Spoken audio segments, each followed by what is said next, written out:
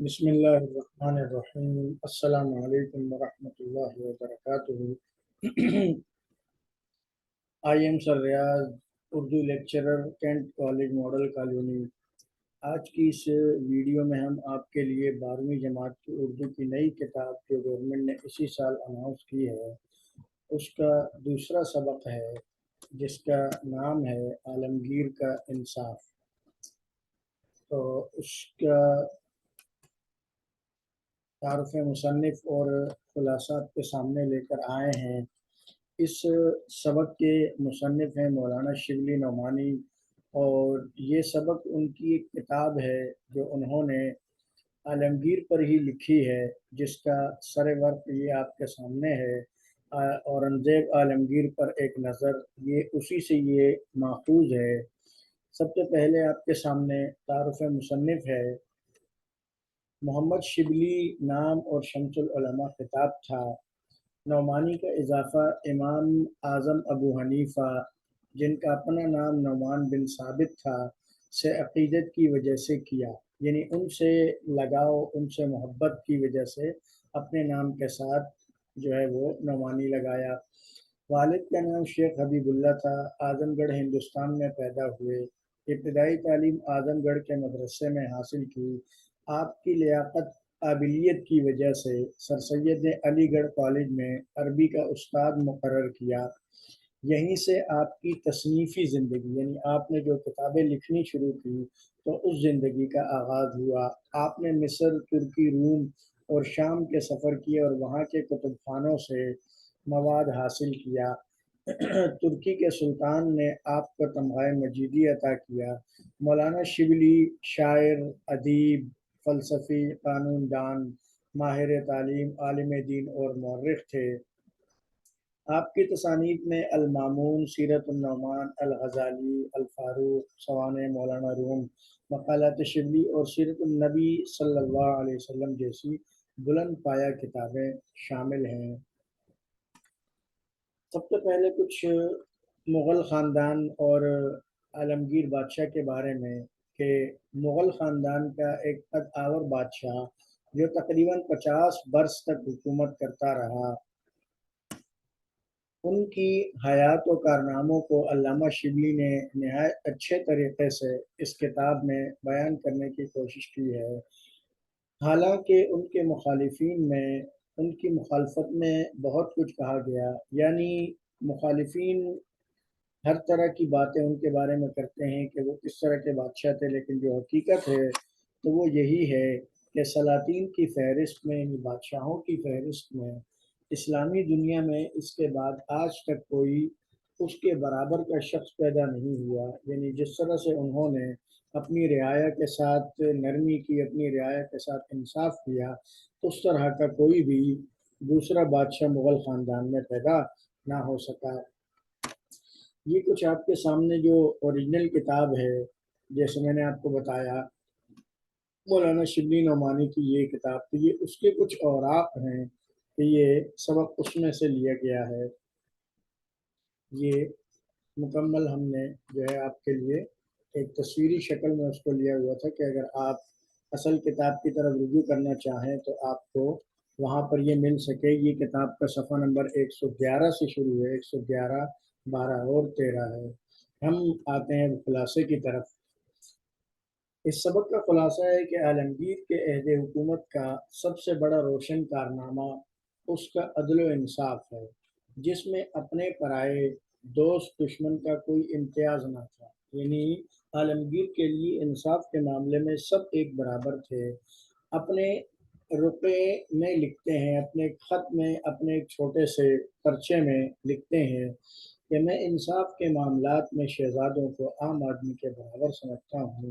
لین پول صاحب یہ ایک مصنف ہیں جو عالمگیر کے سوانح میں لکھتے ہیں کہ مغل اعظم عدل کا دریا اعظم تھا، وہ ہر فیصلہ انصاف کے مطابق کرتا تھا۔ انصاف کے معاملے میں کسی کی سفارش، عہدہ اور منصب کی کوئی پرواہ نہیں کرتا تھا۔ یعنی یہ بات نہیں کہ اگر کوئی عہدے دار، کوئی اس کا منصب والا یا کوئی بھی ایسا بڑا آدمی آ جاتا اس کے ساتھ رعایت کی جاتی، نہیں، بلکہ عالمگیر جو ہے وہ فیصلہ इंसाफ को देख के करता था। एक आम आदमी की बात भी किसी बड़े अफसर की बात की तरह बड़े तवज्जो से सुनता था। आलमगीर की ज़िंदगी का मकसद सिर्फ अपनी रियाया की खिदमत और राहत रसानी था। वो बड़ी देर तक अपने दरबार में रियाया के मामलात को सुनता और अपने हाथ से हुक्म लिखकर जारी करता था। डॉक्टर जेली क्रेरी फरमाते हैं कि मैंने आलमगीर को 78 बरस 78 ईयर्स की उम्र में देखा। सफ़ेद पोशाक पहने, पगड़ी में बड़ा टुकड़ा ज़मरुद का टंका हुआ था। ये कीमती हीरा है, कीमती पत्थर है, जिसका जो है वो टुकड़ा उनकी पगड़ी में लगा हुआ था। दाद ख्वाहों की अर्जियां लेता जाता, यानी जो लोग उसके सामने अपनी गुजारिशात, अपने दरख्वास्त और अपनी शिकायतें पेश कर रहे थे, तो वो उनको लेता और बग़ैर ऐनक लगाए पढ़ता, अपने हाथ से दस्तखत करता।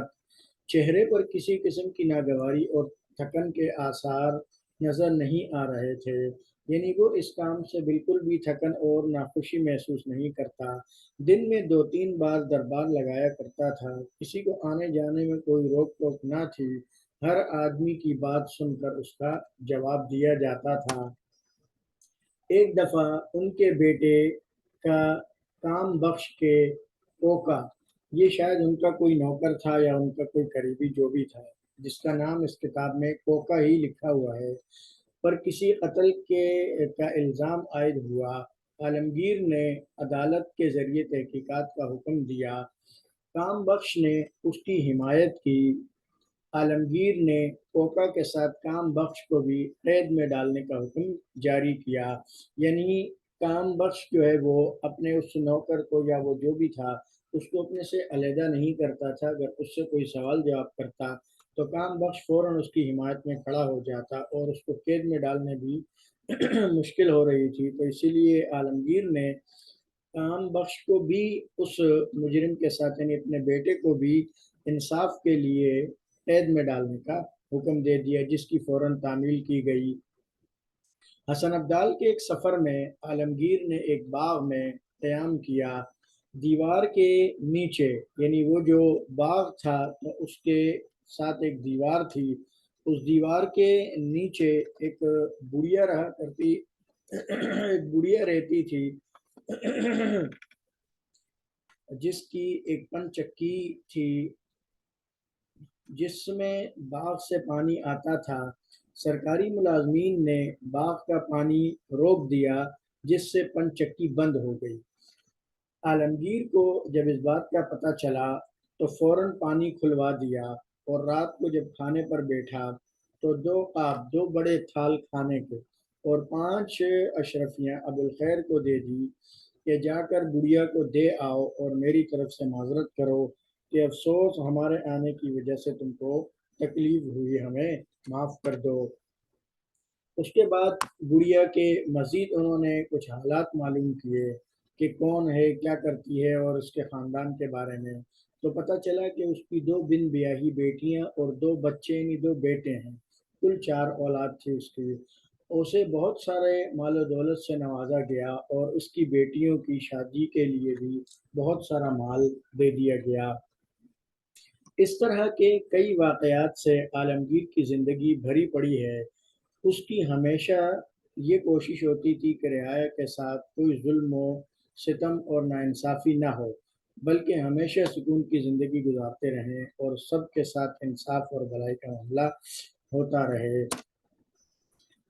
ये थी आज की इस वीडियो में एक खुलासा नई किताब के एक सबक का जो मैंने आपके सामने पेश किया। उम्मीद है कि आप इससे ज़रूर फ़ायदा उठाएँगे और दूसरों को भी ज़रूर शेयर करेंगे, क्योंकि ये किताब नई है। अब तक जो है वो कोई ख़ास शरह, कोई ख़ास नोट्स वगैरह इसके नहीं आए हैं। तो इसीलिए इस वीडियो को ज़्यादा से ज़्यादा शेयर करें ताकि तलबा इसके ज़रिए से जो है तैयारी कर सकें और किताब को समझने में आसानी हो। उम्मीद है कि तमाम तलबा खैरियत और आफ़ियत से होंगे। अल्लाह ताला तमाम तलबा को कामयाबी अता फ़रमाए और मुझे इजाज़त दीजिए। इंशाअल्लाह नेक्स्ट वीडियो में मज़ीद आपके लिए इसको हल करेंगे हम। बस चैनल को सब्सक्राइब करना मत भूलिएगा और इस वीडियो को शेयर भी ज़रूर कीजिएगा। دعا میں یاد رکھیے گا۔ اللہ حافظ۔